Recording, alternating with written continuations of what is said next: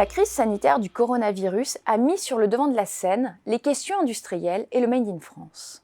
Dès le premier confinement, les appels aux relocalisations et à renforcer notre souveraineté se sont multipliés. Les sondages ont également montré une volonté renforcée des Français pour consommer des produits français. Pourtant, il existe encore un décalage fort entre volonté d'acheter des produits français et réalité de consommation.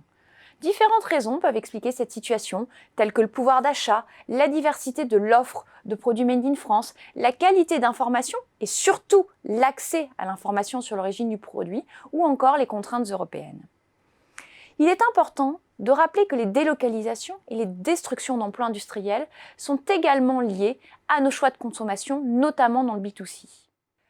Or, le développement d'une offre française repose également sur nos capacités à privilégier des produits français en tant que consommateurs, mais également pour les entreprises en faisant évoluer leur stratégie d'approvisionnement ou pour les pouvoirs publics via la commande publique.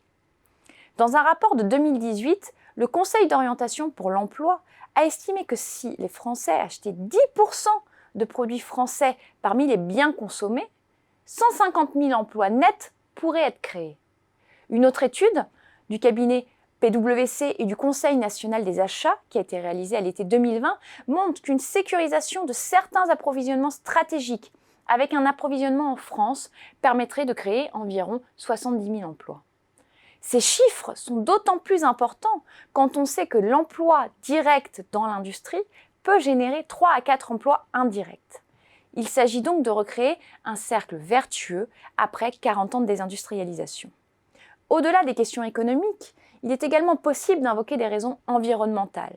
Les rapports s'empilent pour dire que notre modèle n'est plus soutenable, alors qu'une production locale, en plus petite série, dans des unités de production modernisées, permettrait de réduire notre impact environnemental.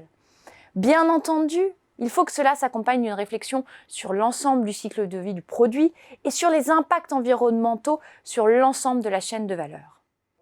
Rappelons néanmoins que le droit européen complexifie la traçabilité des produits, puisque la Cour de justice des communautés européennes a jugé dans les années 80 que l'obligation de mentionner l'origine d'un produit était incompatible avec le traité de Rome.